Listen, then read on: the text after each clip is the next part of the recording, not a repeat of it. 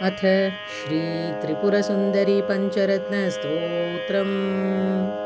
नीलालकां शशिमुखीं नवपल्लवोष्ठीं चाम्पेयपुष्पसुषमोज्ज्वलदिव्यनासां पद्मेक्षणां मुकुरसुन्दरगण्डभागां त्वां साम्प्रतं त्रिपुरसुन्दरि देवी वन्दे।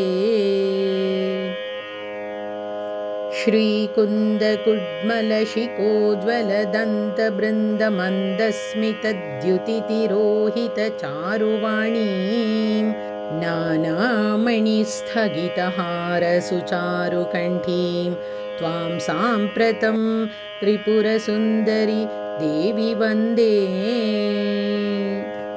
पीनस्तनीं घनभुजां विपुलाब्जहस्तां भृङ्गावलीजितसुशोभितरोमराजिं मत्तेभकुम्भकुचभारसुनम्रमध्यां त्वां साम्प्रतं त्रिपुरसुन्दरि देवी वन्दे।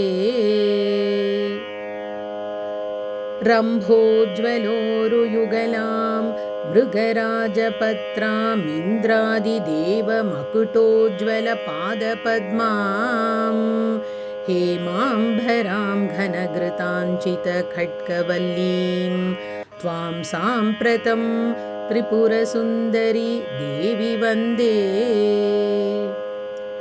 मत्ते भवत्रजननीं मृडदेहयुक्तां शैलाग्रमध्यनिलयां वरसुन्दराङ्गीं कोटीश्वराख्यहृदि संस्थितपादपद्मां त्वां साम्प्रतं त्रिपुरसुन्दरि देवी वन्दे। बाले त्वत्पादयुगलं ध्यात्वा सम्प्रति निर्मितं नवीनं पञ्चरत्नं च धार्यतां चरणद्वये। इति श्रीत्रिपुरसुन्दरी पञ्चरत्नस्तोत्रं सम्पूर्णम्।